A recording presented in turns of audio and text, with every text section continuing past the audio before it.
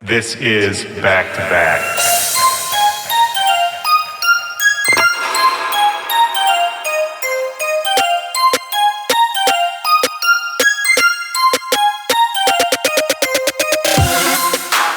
Yo, what's up, back-to-backers? This is Willy Joy. Welcome to the show. This is Back to Back. This is my podcast. How you doing out there? How's everybody feeling? We are deep in the Ides of March. To be honest, I don't really know what Ides means, but it's March. Springtime, summer vibes coming soon. And that brings me to my guest on today's episode. Etc. joins me today, a veteran in the game, somebody I've known for a long time. It was great to get him on the show. Etc. just put out a new remix for DJ Snake. The song is Magenta Rhythm, and he did that with Jay Silva. Crazy remix. He's actually got a whole new EP coming very soon, and he's launching his new series of parties called Not My Tempo. The first date is in Orange County on March 29th. That's this weekend. So if you're in Orange County, go see etc. And we talk about these Not My Tempo parties that he's launching in the conversation you're about to hear. And for all you producers out there, he actually just dropped a sample pack on Splice. And etc. has been responsible for making some pretty iconic tunes over the years. So if you're a producer, you definitely need to go get that sample pack, get that sauce, get it in your life. Before we get into that conversation, I want to read an email that I got this week. And I think it's an appropriate one. You know, last week on the show, I talked about the sexual assault allegations that have been going through the dance music community. And this email, I think, is really related. So I'm just going to go ahead and read it. Hey, Willy, I loved your most recent episode with Anna Luno. Building off of that, I wanted to get your thoughts on females in the industry. Can we fit in just as well as the boys? Is it dangerous for us? Will we be equally respected? I'm an aspiring event photographer, and she goes on to talk about encountering harassment in her first gig ever, and she said it was almost enough to discourage me entirely from wanting to work in the music industry. And she goes on to say, I've received a lot of negative backlash and comments that I'm just out here clout chasing or that I must be sleeping with somebody in charge to be backstage. When in reality, I'm just a young and learning photographer who loves the music industry and is trying to get my foot in the door. What do you have to say to females like myself or even just young photographers who are trying to pursue a career working with and around music? So first of all, I would just say I'm glad you're here, and I hope you stick around. We need more females in the industry. It's just a fact. The dance music world is very hyper-masculine right now, and there's a lot of inequality going on. Secondly, I want to say I'm sorry that you had a negative experience in your first time working as a photographer. But, I have to be real that this may not be the last time you encounter some shitty behavior like this. My advice is basically when you encounter that behavior, just cut those people out of your world. Don't work with those people in the future if you can avoid it at all. If you have to work with those people again, address the problem. Don't just sort of accept it as part and parcel. And it sucks that, you're expected to be the person who handles those issues. From my side, I'm trying to be more proactive when I see that kind of behavior. And I hope more men who listen to this show will, stop that kind of behavior when they see it, whether you're in the crowd, whether you're backstage, whether you're performing, working on a show, whatever it is. The problem is universal. It's from all sides. But to you, I say just keep grinding. If you love this, if you have a passion for this, I really hope that the shitty working conditions, which you will encounter sometimes, will not stop you. Because that's the biggest tragedy, is when the industry becomes so unpleasant for women that they actually stop trying to follow their dreams here, stop trying to work in this business, then we all just get worse. We will be less without you. So basically, all I can really say is have a thick skin, have confidence in yourself. Don't worry about what other people are saying. If they're acting badly towards you, just cut them off and find the good people. The good people are out there, and we will be happy that you are here.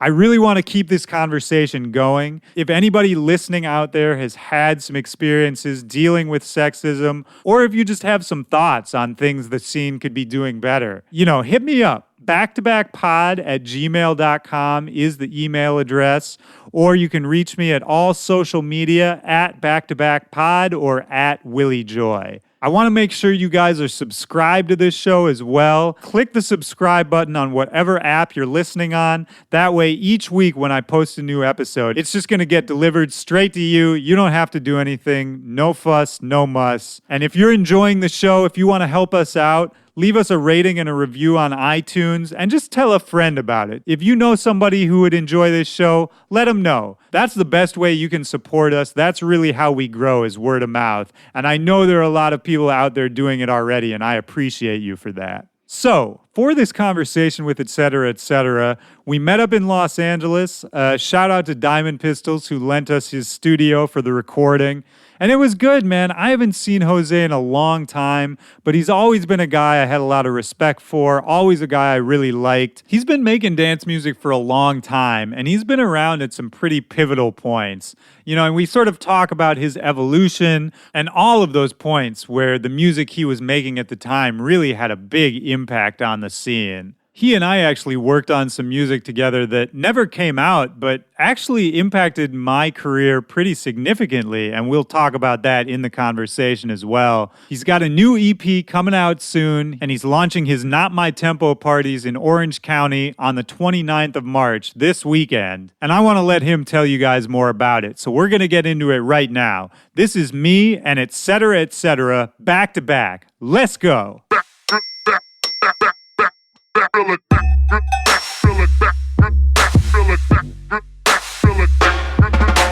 What's it like growing up in the Valley? I mean, I only have these images from movies, you know? Well, is that accurate?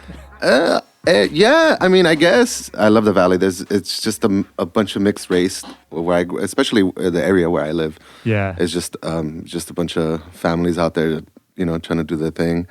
Are you first generation where your parents, did they move from Mexico to Canada? Yeah, my mom moved from Mexico when she was like 15. Okay. And she had me when she was like 16. I mean, like the next year immediately. Wow. Yeah, right? Was it a big family? Other siblings? Yeah, so I'm the oldest of 6 kids, man. Wow. So, yeah, it was always tough. Like my mom was the only one working. And then when she got with my stepdad, he was helping out or whatever, but then they had 3 more kids. So it was 6 of us. What was she doing for work? She was just taking like, you know, she would get jobs like doing little stuff like putting electrical pieces together. You know, it was just very, get a job here, or she would work for like a shampoo company or something like that. Yeah. From what I remember. Just hustling, man, trying to make that money. And then it got to the point where like, once I was in high school, I had to get a job. Right. Like we were, and like, yeah, that's that was an expectation. Yeah, like that's what I grew up knowing. Like you had to get a job and help your family out. So, yeah, I had a job, and what did you do? I was going to high school. My first job ever, I was working at ISA, which is called Interviewing Service of America. Okay. Which we would just call people and give them surveys. So it was a telephone marketing thing. Right. So I did that, and then I worked at like Magic Mountain.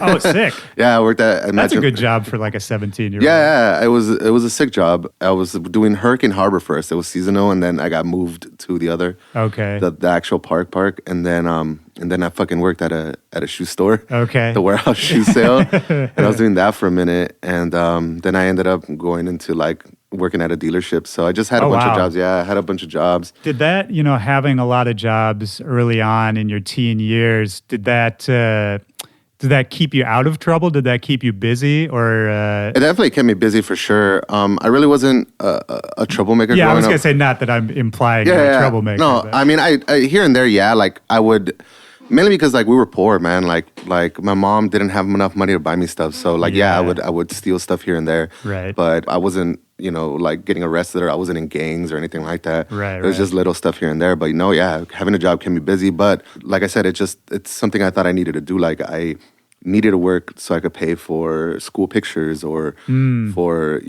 my prom ticket or any stuff like that. Yeah. So I was always just those little things that a lot of us take for granted. Yeah, mainly because like I knew my mom wasn't going to be able to afford getting me stuff. So I was always just trying to be like, okay, I'm going to have to get my own stuff.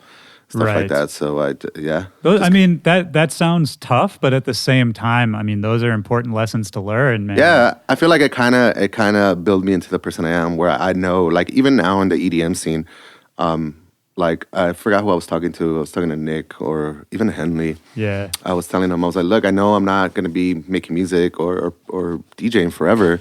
You know what I mean? Like I'm a realist. So if this all ended today and I had to get a regular ass job tomorrow, then I get a regular job, man. Like I gotta support my family Of course, man. myself and stuff like that. And I mean, you have a family now too. Yeah, I do. And that's why we're here, right? It's because we don't want to bother your kids. Yeah. or vice versa, maybe. yeah, exactly. So yeah, man, I think having that mindset early on age just was to help me to be, you know, how I am and just be like know like what's expected of an adult. Yeah. You had to grow up a little faster. Yeah, man.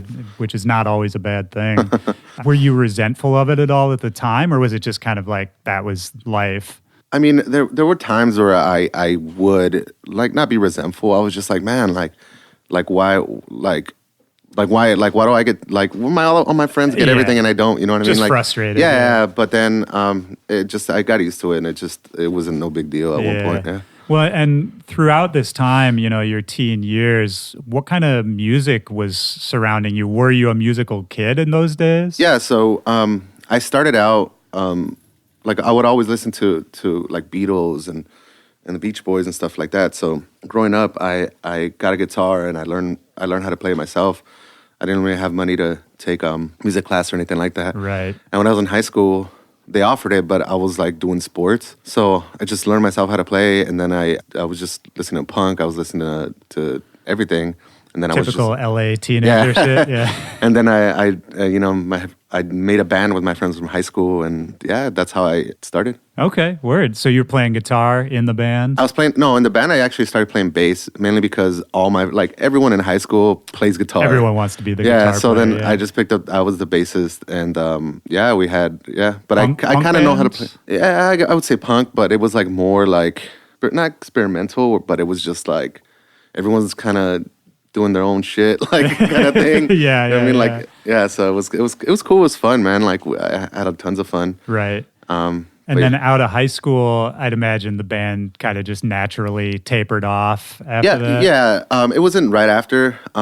It was a little bit after, and then we still try to do it, and and then just everyone fucking grew up, man, and everyone started doing their own thing. But me, like I had my job. And I would come home and I had like a little makeshift studio where I would record stuff in a Tascam. Okay. And it was just like me by myself. Like I ended up buying a drum set. Right. And I was just like doing live drums into this cassette Tascam and like with my bass and my guitar. So I was trying to just do this one-man band thing and just doing it for fun. Just doing it for fun. I mean, because I love music, and that's what kept me going. At least like the sort of drive. Yeah. Being able to play. Was music, I mean, in those days, you're working these hours, going to school, all that kind of stuff. Was music kind of the reward at the end of the day? It was. I mean, I would get home or I would be at work and I would be like, man, I can't wait to get home. I got this idea just to record and do stuff like that. So yeah, it was fulfilling. Was there ever a thought in those days that, it could be more than that? More than never, a hobby? Yeah. Never. It was just me making music for fun because I like making music. You know what I mean? I was just there. It was a kid, No, of course, man. I mean, there's a lot to be said for that hobby mentality. I think that's how all of us started. Yeah. And ideally, that's what we want to hold on to, right? Yeah. So you want to be careful to still make sure it's fun, even when your rent relies on it. Right, because once it becomes a job, then it just becomes like anything else, man. And I think having it be fun, then it still keeps it interesting for you, you know what I mean? And I've always gotten the sense that you're a pretty prolific guy. Like it seems like every time I talk to you, you're working on something. Or yeah, man, I'm always just trying to stay busy, doing anything that's gonna keep me busy, just because I just need to have something going, man, or else. You get a little like antsy if you just got nothing to do. 100%, man. I mean, there are days. My wife's listening, so I'm gonna be like, there are days where I'm just like in bed or on the couch and I really don't want to do anything. But for the most part, like I'm always trying to get something done or like work on something, even if it's a little bit of something. and then do something else. And Well, yeah, and I mean, like you just said, you have a wife, you have kids. I mean, at this point in your life, I'm sure a lot of your time is spoken for. Yeah, you know, 100%. So it's got to be important to be able to kind of execute on the free time when you have it. yeah, I only got so much to do, so I gotta make sure I like so much time to make music. So I have to be able to nail whatever I got done in that time. Did that make you better at production? Like, are you able to do things faster just because you had to be, or is that like a stressful thing for No, you? not at all. I think I've always been some sort of kind of fast at doing stuff, just because like my ADD is just like I'm doing something. I'm like, all right, what about I try this? I'm just moving all over the place. So, but no, it helped me to be more organized and definitely like do stuff within a certain time. Yeah. I think that it just like when I have an open window to work, then I work. Right. So how did you get into electronic music? Just even as a listener or a fan, like what kind of got you into the sound? Well, when I was in bands, I was listening to like, the cross electro band to like the like indie dance electro stuff. So I was listening to like Hot Chip or like The Faint and stuff like that. I mean, like Mastercraft, like early on. Yeah. And I was always like, oh man, like that's what I want to do. Like this sounds cool. It sounds interesting. So then I was trying to do shit like that where it was just like one drum loop where it's just like, and you're just like making the tune around it. Right. So that's just what I started making. And then, Were you aware of the LA scene that was going on around that music at the time? like I think at that point when I started doing that, like Dimac started doing their parties and like, it just started getting kind of big, and that's kind of like what, when I went to one of the parties, I was like, oh shit, like, they got this going on, like, let me see if I could fit in and try to do this, and I started listening to more of it, and I kind of like started buying more gear, and like, and it got more interesting, definitely, because then I was just able to do it all on my computer as to recording it on a Tascam. Right. It became fun for me, and I was just like, oh, this is cool. Yeah, still as a hobby, right? Yeah, 100%. Because I still had a job, so I would only do it like when I came out of work, and it would be at that time I was already working at the dealership, and I would work like crazy hours. I was a service advisor, so I would go in at like 7 and get out when they closed, which was like 7. So I'd be home like at 8. Long 9. shifts, man. So I'd just be there working. I had like my laptop on my kitchen counter. I was just like working on stuff there. I didn't think anything would come of it, and then and then I started posting my own music on MySpace. Yeah, made a band page, and then I was just like, all right, it was pretty cool. What was the early sound? Because I think the first time I heard your stuff, it was that kind of electro house sound. That's what it was. Yeah. Well, it was like dirtier electro. It was like not like French electro, but it was just like that one sound was like, you know what I mean? And it was just like, I thought it was cool. I was like, damn, like this is dope. And I think recently I went back and I listened to it. I was like, oh my God, it was so bad. And yeah, that's what I started making. But I didn't know there was like structures to it. So for me, I was just making random sounds into this thing.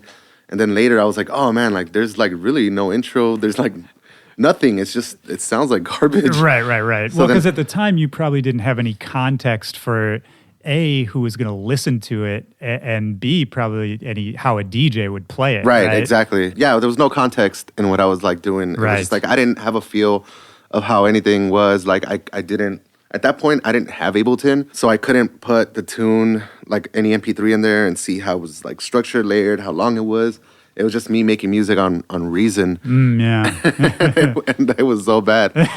But then, and then I kind of just started opening like YouTube tutorials and then just started kind of like learning myself. I mean, even now I'm still learning. And then I started going to shows like I'll go see Mastercraft or like Felix Cartel or like Justice. And then I was just like, holy crap, like they're crazy. Like, yeah. You started understanding like the bigger picture. Right. And then I started meeting guys out here in the Valley who were throwing their own parties. I was probably like 25 or something. Yeah. I started going out to these parties, and like my friends started throwing parties, so I would come check them out here. And then I didn't know how to DJ. I was just coming out to have fun and meeting people. And was anything of yours popping off online yet? No, nothing. Nothing popped off online for me for a while. I finally got the hang of it, and then I started listening to like more clubbier stuff, and then that's kind of when I was like, okay, started listening to faster, like I think because electro was what, like 126 or something. Yeah, 126, 128 BPM. Yeah, so then I started listening to faster paced stuff like Afrojack or like this shit. The Dutch house. Yeah, stuff. and then I was like, oh, this is dope. I think I'm gonna make this.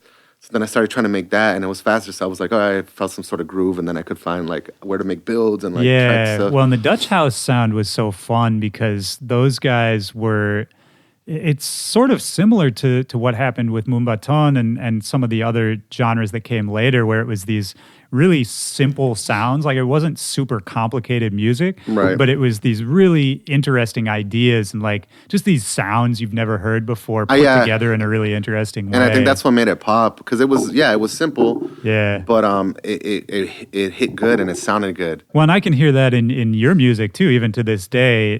Not that it's simple music, but I think you're really good at like just using a few elements and like placing them really well, that kind of thing. I think that's kind of like what I'm about, like just keeping it as minimal as I can. And I think like everything is going to cut through nicely. Yeah, I'm a simple guy. That's good, man. I mean, there's an art to simplicity. I was just talking to somebody earlier today.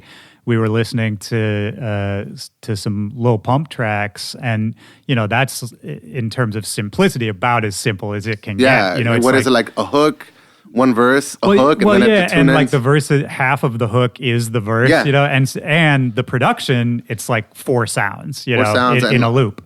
And yet, that's topping Billboard charts now, and it's actually really hard to make something simple but also accessible like that. I think that the issue we're having now is that like you could put out a track in one day. Like we could put out a track, like say for example, I put out a tune tomorrow.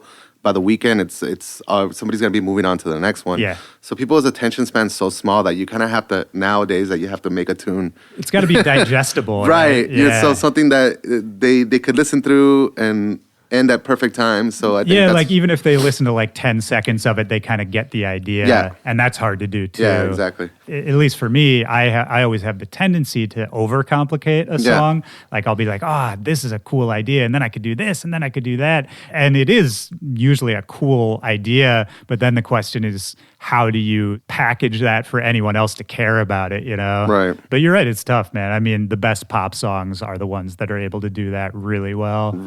And really fast, I think. And that's the key right now, at least. Yeah, right now. yeah. It's always a moving target. Yeah. It's like music's such a static movement that it's just like you never know what's gonna happen. Yeah. In the next coming months, like what people are gonna be liking. So. Right. Yeah, you got to stick to your personality and just your viewpoint, because I think if you get too caught up trying to chase the next one, you'll kind of get lost. That's kind of what happened to me. Like, really? A couple years ago, I kind of like I was making trap and stuff. Because when I first started making trap with Brills, like it was fucking dope. Like we were just like, damn, this is so cool. Yeah. Like, then I kept making it after, and then I wasn't like refilling it. You know what I mean? Yeah. And then that's why I went back and I was just like, all right, let me make a Moombahton album. Then I did it, and that got me hype. I mean, with the trap stuff, was it that you just felt like the spark wasn't there? I just felt like I was forcing stuff that I was listening to. Like rather than just having an exciting idea and doing it, now you were kind of trying to recreate something that had already happened. Right, kind of make something that people are gonna like, right? So you just like, oh, okay, people like this type of music right now. Let me try to make something like that, and I was, and it was cool, but like the end result, I wasn't like happy about. You know what I mean? That was happening for a few tunes where I was just like, oh man, like I could make it. It's not that I can't make it. It's just I'm not feeling it. Like you're not hype about it, then you're not gonna sell it to people, and you know what I mean? You're already gonna be down about it. Yeah. Even if it's just an internal thing, maybe people can sense that, sense where you're coming from. And right. Like if you're even just internally, if you're not stoked on it, maybe that can translate. Right. It just like it got to a point where like things were being forced, and so I just had to take a step back, and I was like, well, okay, let me make Moombahton, because that's what really gets me hype all the time. Sure. So then I just got out of it. Maybe I was in a funk. I don't know. Well, it happens to all of us, man. I mean, in a long career, there's always those peaks and valleys, and I think as trends change and as new sounds come along, we're not always in sync with the waves of the industry, and something you're excited about can go away faster than you want, or the exact opposite. You can stick around too long. You know what I mean? It's a weird thing, but I think what you said earlier is really the truest part, is that you kind of just have to stick to your guns. You kind of just have to like do the stuff that you like doing, you know what I mean? Like, or else like... And not like get too upset or frustrated about it. Right, know? just because then it becomes a job, you know what I mean? Right. That's what goes with that. Like, then you just... not happy. Yeah. You know what I mean? And it's not fun anymore. So I think that's why. Well, let's back it up to kind of when this did start becoming a job for you, or even when you thought that this could become a job. I mean, what was that time period like? So this is when I started doing the Dutch house thing, and then I was making like Dutchy beats, but it was still more like electro, right? And then like the tunes became a little bit better, and then labels started reaching out, and this was like when SoundCloud first started. So I started putting stuff on SoundCloud, right? And I think that's what helped. You know what I mean? Because not a lot of people were on there, and like the big heads were on there too, like Diplo and you had like a pretty good SoundCloud presence early on, right? Yeah, like fortunately, like I was able to build. I don't know how, but it just it built. And I was I was sending my SoundCloud link through everywhere, through Twitter and stuff like that. So I think that helped out also. That's how I met almost everyone through SoundCloud. I think that's how I met you. Yeah. So then I started making Moombahton. I was making electro, and then I met this dude named Josh Vega. He's in Sasumbuya from New York, and then he was like, "Hey, I want to put out your records." We're like, "All right, let's put them out." So then we were together somehow, and then we were like, "Hey, man, Dave Nada started making this thing called Moombahton, where he's like slowing down the tempo, and it's like sounding like reggaeton." Yeah. And I listened to it, and I was like, "Man, I don't like it." And then we're like, "Yeah," and like we're just like, and then like one day I was like, "Man, I like it." Like, so then something clicked. Yeah. So then I was like, "All right, let me try to make some remixes." So then I made some Moombahton remixes, and that's kind of like what started popping off. Like I started making Moombahton remixes. Yeah. That's like when Wes hit me up, and then that's when AC Slater hit me up. Those were exciting times, man, because I was living in DC at that time, and which is, where Dave's from, and like that whole movement, it was so strong there at the time. Yeah. Like those first couple years. Dude, it's so hype. Like I would be at home and I'm like watching pictures or videos, and I was like, dude, like it was a movement, man. Yeah, and just to be there, and like the community that came up around it, I think was special too. You were talking about Nick, Bro Safari, and all these guys who kind of built their name off of that movement and off of that sound. I don't know. I don't remember a community like that before then. Yeah, me either. And I think that's kind of like why I liked it. You know what I mean? And I was just like, man, this is super sick. When you and I don't know if you remember this, but I think right around that time, we worked on a tune that we never finished. Yeah, and I remember that. And that tune, for me, actually ended up being the reason. I think it was like I sent it to Kurt, Flostradamus Kurt, and then he sent it to Wes.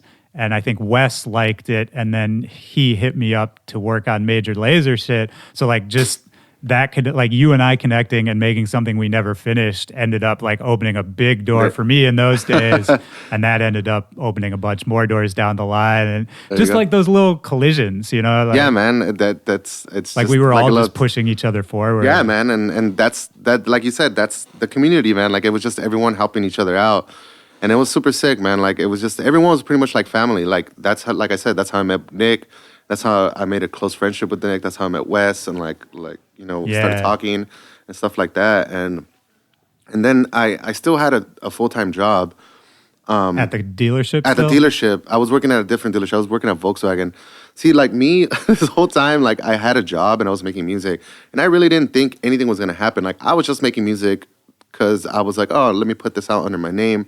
Yeah. And if people like it, they like it. If they don't, they don't. Was anyone booking you for shows yet? No, not yet. And then Nick did his first Animal House tour. Oh, no, he did Bros Gone Wild, right? And then he got like Titsworth, Sazumbuya, and all these guys. Right. And I got booked for like a couple of those shows. That's when I got an agent, Nick's agent, Ben. Right. He was like, hey, man, like, I want to sign you. Like, I think you're fucking dope. But like, I only had those 2 shows. But I was still making music. Like, nothing was really popping. And then it wasn't until like later when I started making like more, like I started making like some bigger collabs with Major Lazer also. Like we did some Moombahton remixes, and Wes had me working on some stuff. And then Bros and I got together to make Moombahton. Whiskey Pete got us in touch, and he was like, hey, you should work with my dude, Sammy. He likes your stuff, and I think you guys will work together. So I was like, yeah, we're good together. So I went to meet Brills, and then like we clicked like instantly. Yeah, you guys made some legendary tunes back in the day, man. I was so stoked. Thank you. Yeah, no, so we got together. We're like sitting there, and we're making some Moombahton, and then we're like, yo, dude, like, this dude, like Floss released this trap remix of Major Lazer tune, and it's sick. And it's when they did Original Dawn. Right. And then we're like, yeah, and this dude named Bauer is making some sick music. Like trap. It was like, why don't we try to make some trap stuff? And we're like, all right. And then we started making trap, and then we we knocked out Bueller and Swoop like in a few days. Yeah. And like it was cool because at the dealership where I was working, it was literally across the street or like a street up from where the old Matt Decent. Nice. The Matt Decent. The headquarters. The headquarters was that, right? Where the offices were, and then Wes had his office, his studio there. And then Sammy was also, it wasn't that far, he was in Santa Monica. Right. So I could get those records to Wes right there. And then, and like as soon as I sent it to him, like Wes immediately was just like, dude, everyone was playing them, right? Yep. It took a little bit for Swoop to like maybe to come for a circle, but when it did, like everyone was playing it. Yep. And then that's when like demand started, where like people started booking me. And you guys were touring together for a bit there, right? Yeah, Sammy and I started doing like the first shows together, and then I started doing my own shows, and he started doing his own shows. Had you like DJ'd at all before? I was DJing with Ableton because I had to learn how to DJ. Yeah. But I wasn't making enough money where I could buy CDJs and all this stuff, or I didn't know anyone who had it where I could go practice. I had downloaded Serato, and like you needed the fucking box to be able to work it. Yep. So I was just like, damn. So I learned how to DJ with Ableton. Yeah. I was DJing with Ableton for a long time. Okay. Yeah, so then there was demand. I started going to Miami. I started doing all these shit like Miami Music Week. I ended up just missing too much work, and they fired me. Well, that's one way to do it. So then by this time, I was with my wife. Do you have kids? We had Olive. She was little. We were expecting our second baby. And then, I got fired. And then I was just like, fuck, you know what I mean? And then she was like, what the hell? Like, what are we going to do? Like, obviously, we're like, we got like medical bills. Like, she's about to have a baby. Like, I was just like, I don't know. So I was just like, listen, like, let me see if Ben could work something out for me. And Ben was already doing good for me, man. Like, I will say that when Ben signed me from the first Bro Safari tour for like 5 or 6 months, I really wasn't doing anything. I was just working and making music. So sitting there. But once Ben got the green light, like, and he saw that like there was demand, he kept me busy even until now. That's why I will always love Ben. He was my first agent. Oh yeah, shout out to Ben, man. I've talked to him about having him on this show. Man, I love that guy. I love Ben. I was just busy every week. So thankfully everything worked out, man. And like, he put me on my first tour, which was I was on the Dirty Phonics tour. I was like my first bus tour, and then after that, I was just like doing like. When you've always been a road dog, man. Yeah, man. Yeah. I feel like I just need to stay busy. Like it's either at home or be out, or else Maybe I just that's feel like it, yeah. I feel like I'm not contributing anything if I'm at home, right? Which I am, you know what I mean? But well, yeah, I mean you're contributing to your family's lives. That's why. Yeah. But like I just feel like if I'm at home, I'm not working. Even though I am working, like making music and stuff like that. Yeah. I feel like I'm not working. So. And I always tell Ben and Henley and Conrad, I'm always like, hey, like, I need to stay busy, man. Like, I need like at least this many shows a month, blah, blah, blah. So ever since then, like, yeah, man, I've been busy and just making music. So it sounds like, right from when you got fired, I mean, I'm sure that was a stressful time, a scary time if you didn't know where the money was going to come from. Right. But it seems like the show's picked up pretty well, like off the bat. Right off the bat, yeah, man. And it's funny because I was talking to AC Slater and I was like, dude, I got fired. And he was like, oh my God. And he was like, well, this could be like a blessing in disguise, man. Like, you never know. And yeah, he was right, man. Like, that's how it happened for me, man. I got fired from my day job, and I was DJing on the side, exact same thing.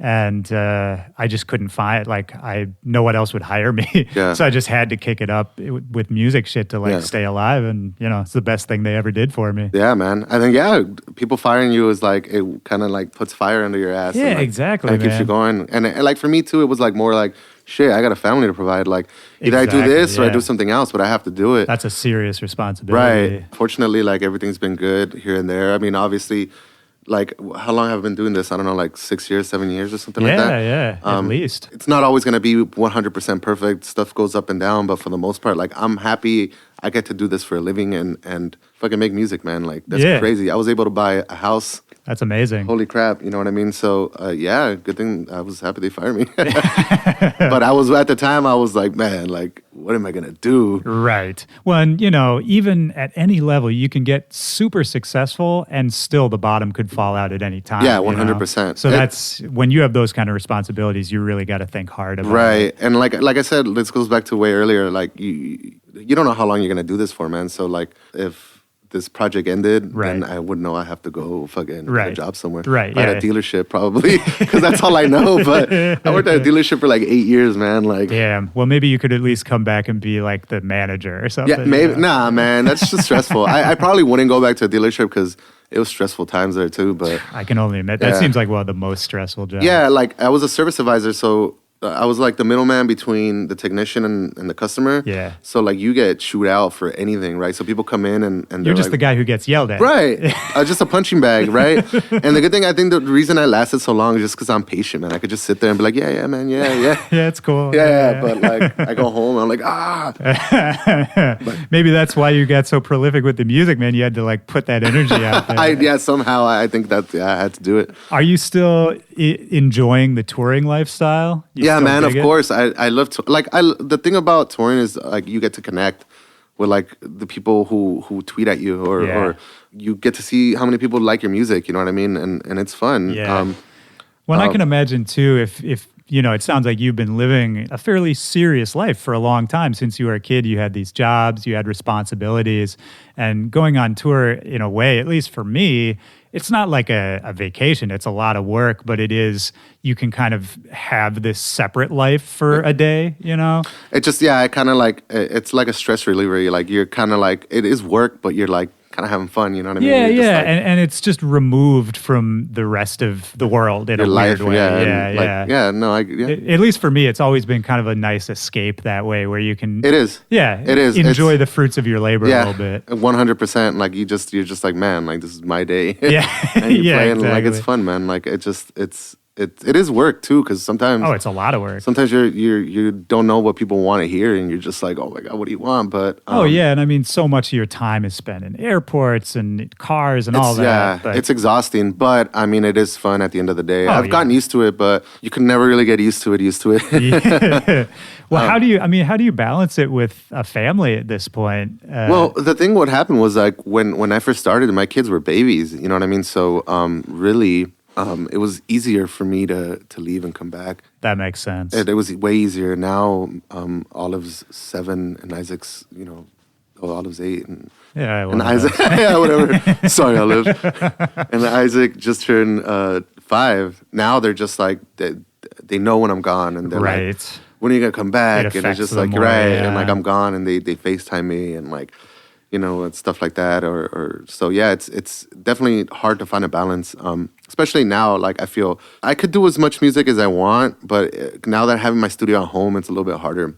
I feel like maybe I need to go out for like 8 hours, like have a job. Right. But no, but I think it worked out perfect to like they already know what I do. So like when I'm like, hey, I gotta go, they're like, okay. Do they understand it? Yeah, they understand it. Yeah. They know. Or sometimes they hear my songs on the radio, and Olive's like, hey. Yeah, that's cool, man. It's like I heard when that song sounded crappy in your studio. But no, because you do some pop production stuff too, right? Like it's not all et cetera, right? I do different projects for different people whenever they hit me up, even if it's like little things, you know what I mean? Do you like that when it's not your project, when you're kind of just helping somebody else like realize a vision? Yeah, I think I get a little bit more satisfaction than that because I'm not judging it too hard as if I were mine. Because if it's mine, I get more picky and like And then when it's something, there's something freeing when it's somebody else's like vision, right? And you can kind of just understand what they want. So there's something for me. I'm the same way. It like unlocks some part of my brain where you don't get too precious about the sounds. You're just like, oh, this sounds good. Do this here. Move on. And it's simpler. Like if it's a pop song or if it's anything like. The structure now. You're just like, okay, you don't need to add so much stuff. It doesn't need to be so crazy. And like, you get excited when they're like, yeah, it's dope. You're like, yeah, you know what I mean? Like, right. Either way, even stuff for me, like now, like the stuff I've been writing some stuff. And like, I started talking to some dude from Mexico. His name's Jay Silva. I know Jay Silva. Yeah, and he was like, hey man, like I got some Spanish vocals. Let's do some stuff. And I was like, yeah. And I was like, right now I'm hype on some tunes, and I'm like, this fucking Spanish stuff. Right. Well, yeah, and this is skipping around a little bit. You did just put out the Moombahton album, and I know, especially here in Southern California, you've got a pretty strong Latino fan base. Yeah. And it seems like you've really been able to kind of put on for your community, for that community. And I don't think a lot of people are doing that in the same way, No, I think you were ahead of it a little bit. Now you're seeing Like I was just talking to Dioro, and he's doing like a Latin album now. Yeah. And Dylan is Dylan's about to he's doing a Moombahton album or something like that. Yeah, something like that. Yeah, which is crazy. And like Jester is doing it too. Like Right. Shout out to Jester. Yeah, shout out Jester. He's the whitest Mexican I know. He knows more Hispanic songs than me. I'm like, how do you know that too? No, he's crazy like that, man. Yeah. But yeah, no, now everyone's doing it, and it's dope, man. Like I feel, and I think going back to Moombahton and being able to put the album out, it helped me like kind of put it down where people are like, okay, like Jose fucks with those Hispanics, and like I always have. Yeah. But like it helped put the stamp on there. Now, like I was talking to Conrad, and we're trying to do like a party called Not My Tempo. Okay. And it's just like not necessarily just Moombahton, but it's more like those kind of vibes. Yeah, Just trying to do it everywhere. That's so dope, man. so I That's think- really dope. so I Maybe think- like an upcoming tour or something. Yeah. So now I'm just trying to like more work on the brand, on both brands, and have it like I think now that the brand is kind of more mature, trying to have it more consistent. Right. know Well, what I there's mean? something to be said for with the rise of Moombahton, you were in that first group of people. You were, one of the figureheads of that scene. And I think like that tide raised your profile along with a lot of other people in that scene. And then just like anything else, Moombahton kind of like peaked. Yeah. And then other things came in and they kind of not replaced it, but it like there's peaks and valleys to any sound. Exactly. And for you to kind of come back to it and sort of reclaim it, I think that's a really cool thing to do. I think it's valuable. And I think, like you said, it's a sort of a mature move that you haven't just left the sound that sort of made your name. Right. You know? I kind of never left it. Like even though when I was still doing trap, I was still trying to do Moombahton. Right. But like now I'm just like trying to be like, okay, like let's not necessarily make it a thing, but I want people to know what it is, you know what I mean? Yeah. And like lately, like I've been playing more Moombahton than I ever have. Like most of the time in my sets, it was like last 15 minutes or something like that. And now like the other day, Chester and I did a set and we went like 40 minutes just playing Moombahton. Yeah. And then, like the crowd was hype and I was just like, man, like it was a good feeling of satisfaction and kind of like everything coming full circle where it's just like, man, like people are accepting it now, maybe because too, it's like very pop now. Right. Like a lot of people are making it, and when people hear it, I don't think they know it is Moombahton. Right. You know what I mean? So, But I think the fact that, reggaeton rhythms and Moombahton sounds are on the radio now, they're in top 40, you're probably right that does allow people to accept, sort of the crazier stuff just because it's a familiar rhythm or a familiar sound. So now people are like they're kind of messing with it now, and they like it.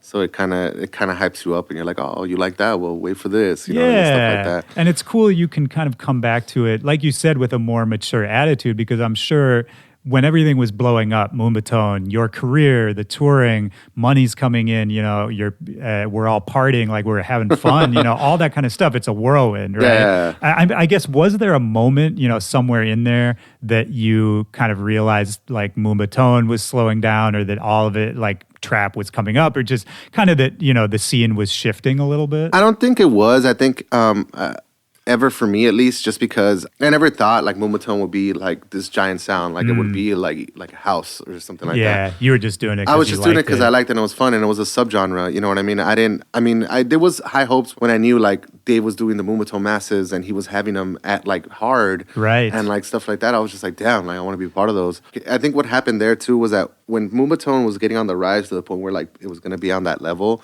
trap just fucking came and wiped it out. Like yeah, pretty much, because it was just hyper and trap. It was like new and it was you could use hip hop with it. So it was it's just what like, we were saying a second ago. It's familiar sounds, right? That people recognize. So it just got wiped out mainly because of that, and like more people started making that, and everyone shifted to that because that was like I said. People's attention spans now are like very small. So it went to that, and then how we know now it's like then dubstep came back again. Right. So Yeah. It's all cyclical. Yeah. And was that around the time you were talking about earlier? You felt like you kind of lost. No, that wasn't that. I was still cool. I started doing trap, and then it was like a year and a half in when I was making trap, where I was just like, man, like just why am I doing it? I wasn't why am I doing it, but it was just like, okay, like this sounds cool, but if I'm making it just to have a tune out that is gonna pop, but like I'm not happy, like it didn't come organically like how it did when we did Swoop or all the remixes I did and stuff like that, or like when I did Summertime Sadness, like it all came super fast and like it was hype and like you knew And then later, it was just like I was just feeling like, damn, like I have to keep doing this. Right. You know what I mean? And you're just like, it became like a kind of like a job. Yeah. Well, I think you weren't the only one feeling that way. Yeah. You know, I've talked to other people in our group of friends. I think everyone went through that. You Yeah. know, I talked to Nick about it. Definitely talked to Sammy about it. For you, you know, and you've worked with both of those guys a lot. Yeah. And you seem to work really well with them, man. Like with Nick, Bro Safari, what's the vibe with you guys? Like, how'd you meet him? How'd you start? Because you guys have made a ton of I music made so together. many, like some of my best songs are with him. And I think it's just, when I met him, we were doing Moombahton, and we met through, I think I hit him up for a tune. I was like, hey man, send me this tune. And he sent it to me. And then after that, we just made a connection. It was through SoundCloud. And then we worked on our first tune, which was the clap. And it was just easy. Like, he sent me sounds, I added it to it, I sent it back to him, and he mixed it, mastered it, and it was done. Like, Yeah. it was just fast. And I think we're working with Nick is like we're kind of in sync, kind of like how he is with Ed. Yeah. You know what I mean? Like, we kind of know what we're gonna like, so it's very easy. Like, we could click very easy, and we can knock out a tune. I went to Austin not too long ago to specifically work on songs, and I ended up staying like 2 days. Right. But we knocked out like 3 or 4 songs in those days, and Yeah, it was that's just good. It was just fast, like just us sitting there. I mean, we knocked out the ideas and how the structure was, and then we ended up splicing it back together. Yeah. Back He's and forth. because he's old school, man. He loves getting together in person. Yeah. And just like doing those intense sessions. Yeah, like going in and watching him work too is cool because we kind of work the same. Because I'm not like, when I work, I'm not like a sound engineer. You know what I Right. mean? Like, I just record a sound, render it, and then I mess with the sound.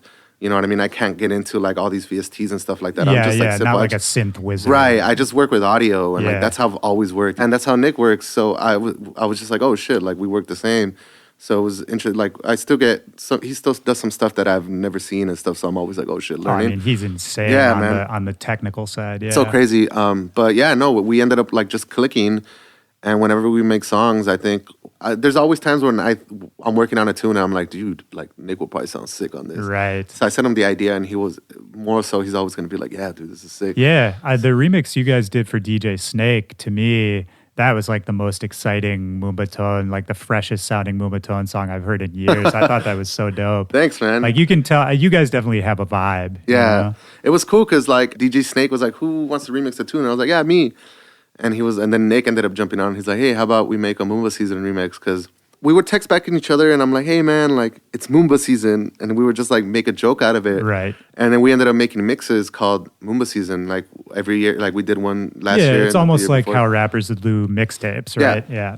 So then, like, we kind of made it a thing. So then he's like, let's do a Moomba season remix. I was like, that's cool. We could just start making Moomba season remixes. So we started working on that tune. And then I sent him some ideas.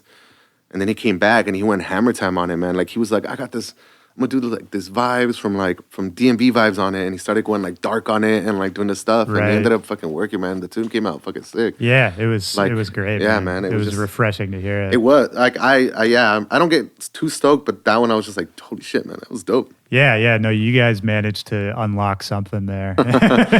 Yeah, man, and Snake was happy. Snake was hype about it, and he was pushing the tune too. I mean, he still is. Well, but and that's important too. Yeah. 'Cause, you know, a dude like him, he'll get like 30 people to remix it. And, Yeah. You know, but then you could tell the ones he really likes. yeah, you know? and yeah, we were stoked that he liked it, man, and everyone kind of gave Moombahton a little bit more love, a little bit more life. You know what I mean? Yeah, It's yeah. still no, saying a lot like of Nick- people were playing that. Yeah. How did you get to the point where you wanted to do an album? You know, like leading up to that, where were you at, you know, career-wise, life-wise? Like, what was the thought process leading up to doing a full album? Okay, so that's at the point when I had said, like, I wasn't happy making trap. I was making tunes, and I felt like every tune needed to be a banger.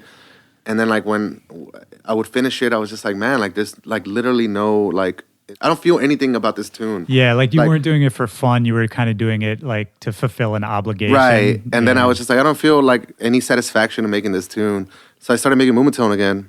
I started messing around with beats and stuff like that. And then I finished the song.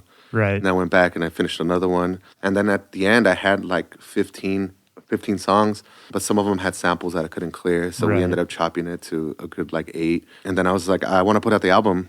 And then Henley was like, I don't know if you should put out a Moombahton album. And I was like, yeah, I'm going to put it out. Like, I was just like, hey, if you know, you know. He was like, I don't think Moombahton's popping. I was like, yeah, it isn't. Like, I honestly didn't expect anything out of it. Like, it just more so for me. Like, it was something I wanted to do. So I could be like, yo, I put out an album and it was Moombahton. It's something I wanted to do. Yeah, and just getting back to your being passionate about it, right? So, and I was hyped. Like, after that, I started writing more.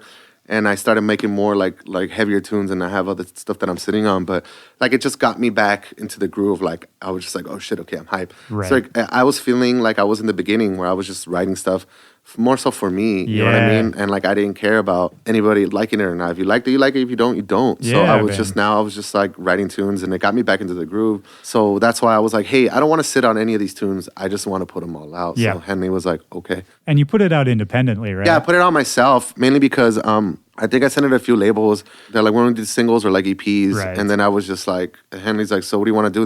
They only want one song. They would tell me which song they wanted. And I was like, look, if they don't want it all, then I'm just going to do it myself. I like that, man. Yeah. And you've had enough label experiences at this point. I'm sure you know how the game goes too. Yeah. And that's not saying anything bad. A label can give you lots of advantages, but there is sometimes when you have to really be confident in the way you want to present something. You're never going to see the same vision that they do. Right. And I was just like, dude, like, I love this album. I want to put it out. If they're going to start nitpicking tunes out of it, that's cool. I'm glad they like some of the songs, but like this is a package I have done. Yeah. Like everything makes sense from the interludes and to everything. It's just one whole project. Do you think you'll keep doing independent releases for a while? I don't know. Like I like that. It's just a lot of good work goes into it. Yeah. Like so much work that the label actually takes care of, you know what I mean? Right. As to if they would release it. I don't mind doing it, you know what I mean? Right. As long as I'm busy getting shows, then I don't mind doing that kind of stuff. You know what I mean? Because it all comes back to the brand. Like it's just a business. Well, right, exactly. I mean, you got to put out music so people listen to it, so then they want to see you at shows and promoters book you, and that whole deal. I mean, did you notice after the album, did it pick up for shows? It picked up for Moombahton shows. Like people, like now they're like trying to package me into doing Moombahton stuff, which is cool. I'm all about it. But now I got like I don't want to just be known for Moombahton. You know what I mean? Sure. You get to the point where like I don't want people to be like, no, I don't want to book Jose. He only plays Moombahton, because I don't. Right. You know what I mean? Well, and that's that's the blessing and the curse of being like known for a torchbearer of a scene. Right? Is that at the time I think that's the best thing that you could possibly be, is sort of at the forefront of an exciting new movement. But then there is that danger that people want to pigeonhole you, right? Yeah. Or that you sort of get trapped and aren't able to redefine yourself in other people's eyes, all of that. Yeah. I mean, is that pressure that you feel like moving forward? Do you want to like expand the sound? That's what I had a long talk with Conrad, and I was like, look, like I love Moombahton and I'm always going to support it. And whenever I feel I could do something with Moombahton, then I'll do it. But I don't want to be pigeonholed into that. I want people to know that I like it and I do play it, but that's not all I play. Right. That's why the parties are called Not My Tempo, which is like, it's going to be like a gathering of people or DJs or whatever the parties are. It's just like, we like to play what we like. Yep. It's going to be a lot of everything. Yeah, just party vibes, right? Party vibes. That's what I've always been about, man. Party vibes. Like I when people come to my show, I just want people to have fun. Like just imagine you're at a backyard party, everyone having fun and liking the good music and everyone dancing to it. I don't want people like just jumping around doing stupid stuff. Like as long as everyone's having a good time, I'm having a good time, and that's what my whole brand has always been about. Just super party vibes. Yeah, well, and I love that, man, because the state of the dance scene in 2018. It's in a good state, but there's a lot of money flying around. There's people who are turning it into a crazy business. So it feels almost corporate in a way. And that vibe can be dangerous because you go to some of these bigger festivals, it's super fun to play them. It's super fun to go to them as an attendee, but there's like a heart or soul that's kind of missing from a lot of it, I think. Yeah, man, it's anything we can do to bring that back and just to have that more personal connection. I think that's what's missing, is that personal connection with people. That's what I want to do. Like all my shows, I want to be it to be more personal. Like all these parties that I want to have, I want to do it like how Dave was doing them back day, when it was like a 300 room cap. Yeah. And it's just like everyone's stuffed in there having fun and having a good time. Yeah. Like I love doing big shows, but I think you get a better connection with everyone when it's something like that. And People it's like, remember those shows. yeah. You know? I want to keep that going, man. And like, I just want everyone to have fun. Yeah, well, and I remember in those early days of Dave's like Moombahton massive parties that he would do, each month you would see a lot of the same people coming back, you know? So after a while, it started to feel like it was their party too, you know? And that community aspect, that's another part that I think is maybe lacking right now. And that's cool, man. I'm excited to see what you do with that. Me too, man. Conrad and I and Henley are just like pouring into it. Oh, and I got to shout out, because we're talking about Conrad, who, if you don't know, is my manager and your co-manager. Yeah. My favorite thing that's happened in the last couple months is that you sampled him for a Herido's commercial. Yes. Okay, so you gotta tell that. So I did the Moombahton album, and it was funny because for a good minute, like I was just tweeting at Herido's, and I was like, I fucking love you guys. And then they followed me, and I was like, yeah. So then like I started sending them my music, and then I was just like, oh man, I'd love to do something for you guys. And they're like, yeah, for sure, whenever. And then they finally hit me up, and they're like, hey man, like Lloyd, shout out Lloyd from Herido's. He was like, hey, we got this jingle and we don't like it. Do you mind like doing a jingle? And they were like, there's not much money in it. And I was like, dude, I don't care. Yeah. So then I ended up doing 3 jingles. I hit him back up and I was like, hey, can I get the sample of the girl from that jingle you sent me? And he was like, no, that was from that person that I declined. Yeah. So that he was like, you just got to say it and make sure they say it good. And I was just like, and I was saying it, and my voice is so valley. Like, my voice is so like, oh my God. What were they saying again? What was the words? Herido super good. Right, yeah. So I was like, hey, Conrad, like, could you do it? And he was like, yeah, what do you I was like, just say Jarritos, but you got to make sure you roll your R's. And it has to sound clear. Which is, for the listeners, Conrad is an incredible business manager, one of my favorite people. Very white. He is very white. He's the whitest dude. So yeah, I told Conrad what to say, and he did it on his phone, and he sent it right back. And I was just like, yeah, I'm gonna use this. And then I put it in there, and I pitched it a little bit higher, and it's like now Conrad is the voice of Heritos. So man, one of my favorite stories, dude. It happened so crazy, and he was just like, oh my God. And I was like, yeah, and they used it on all 3 songs, and it was just like, dude, there you go, dude. You're the voice of Heritos. And they started actually playing those ads on like Instagram and Snapchat and all that stuff. So it's cool. Like, yeah, man, I've been drinking Heridos since I was little, and to have them actually involved in the brand. And they actually hit me up the other day. So for these parties, we're probably trying to get Herido to sponsor it. Oh, that'd be sick. And they were hitting me up, and they were like, hey, what would people like at your shows? Like beach balls or what? Like they were telling me, and I was like, dude, like imagine just me be giving out Herido stuff. That'd be super pretty cool. dope. Yeah. Everything's coming full circle, man. Like right now, I'm like, I haven't been this hype like with stuff that I'm doing in a minute. It feels as good like when I started working with Wes, or I started working with AC Slater. It was funny because let me go back a little bit. When I first started making music, to get to DJs to play it, I was like, man, like, what am I going to do? Like, I know if I do a remix, they're not going to play it. So what I started doing was going to Diplo shows and going to AC Slater shows. And I was seeing what they were playing. And then I was like, all right, if I make a tune that sounds something like that, they're going to be more likely than to play it. So I kind of curated to them. Smart. So then I was hyped when they started playing them, and then like I became their friends and like hanging out with them and being in the studio with them, or like then sending me ideas, and like it got me so hyped. And I'm like that again. I'm just like, dude, it's so good. It's a good feeling, you know what I mean? Like when you get in a slump, like somewhere in the middle, kind of know, you're just like, damn, like what's gonna happen? Yeah. And then like now you're just hyped, and you're like, okay, now let's just hope it works. And like, let's hope like that's good. No, you know but I mean? yeah, it's good, man. I like that. Well, I don't know if I like it, but that anxious feeling when you're working on something, you're pushing an idea, like starting something new. I love the potential of it, you know? Yeah. Because it could be anything. You don't know yet. And that's, I mean, it's scary, but it's probably the most exciting time in what we do. You know? Yeah, super scared 100%. But like what I've learned now from putting the album out, whether I succeed or fail, at least I know I did it my way. As to then anyone else, like at least I know I went out doing what I wanted to do and feeling confident in what I was doing, as to less like not selling out, but like me doing something I really didn't want to fucking do. No, of course, you know what I mean? Because at that point, why are we doing it if we're not enjoying it anymore? Right. You know, I did the Moombahton EP. Now I'm gonna do like a bass record like release and stuff like that. So it's just. Now I'm hyped. Now I'm just like, all right, cool. Hell yeah, man. No, I think that's a great way to cap off everything we've been saying, man. It's Like, I'm glad to see you kind of back in the saddle, and all the new shit sounds great, dude. I'm stoked to see what comes up next for you. Yeah, man. We're doing like a rebrand on the robot because I think every release I had a different looking robot. So I think now we're just going to do one that's just like works with everything. Right. And then I have a sample pack like a Moombahton sample pack. Oh, dope. Yeah, Splice hit me up and wanted to do one. And it's just about good vibes, man. Like now nothing's bothering me right now.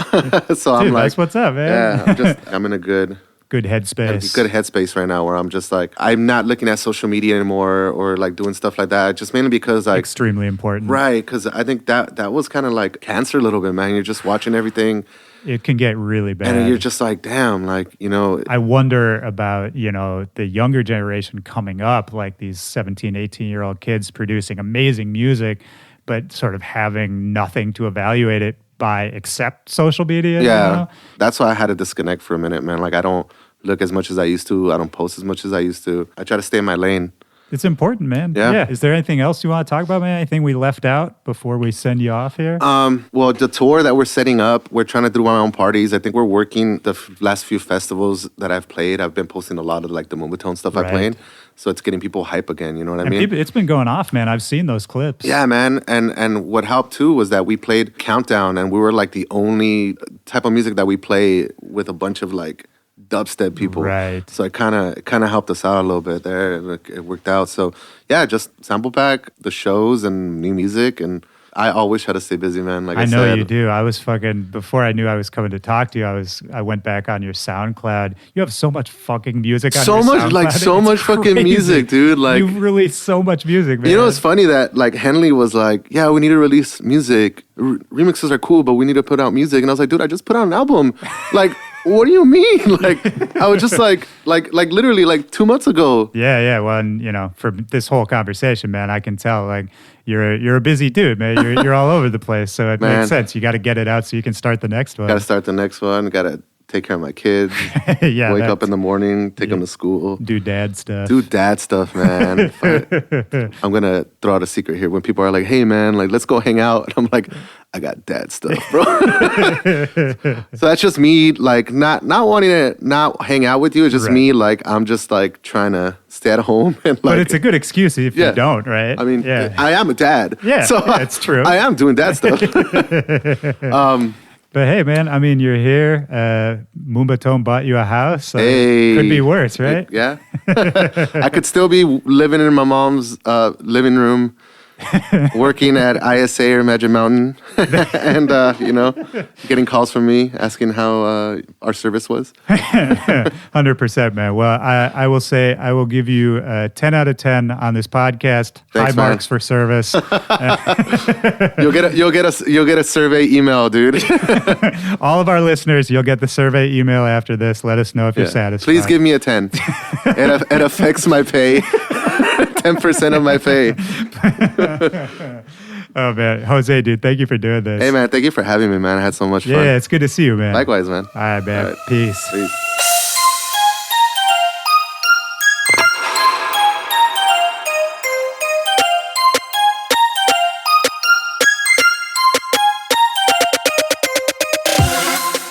All right, that's the show. Shout out to et cetera. Jose, man, thanks for taking the time, sitting down with me. It was great to catch up with you, dude. Really psyched to see what's up next for et cetera this year. Make sure you check out his Not My Tempo party series. If you're in Orange County, the 29th of this month, this weekend, he's going to be there. Go check out the launch. His new EP is on the way soon, and if you're a producer, don't forget to grab his sample pack off of Splice, just released, hot off the presses. My name is Willy Joy. You can hit me up at all social media at back-to-back-pod or at Willy Joy, or just shoot me an email, back-to-back-pod@gmail.com is the address. And that's about it. I hope you guys have a good week. Going into April, springtime vibes. Take care of each other. I'll talk to you guys next week. For Back to Back, this is Willy Joy. Peace.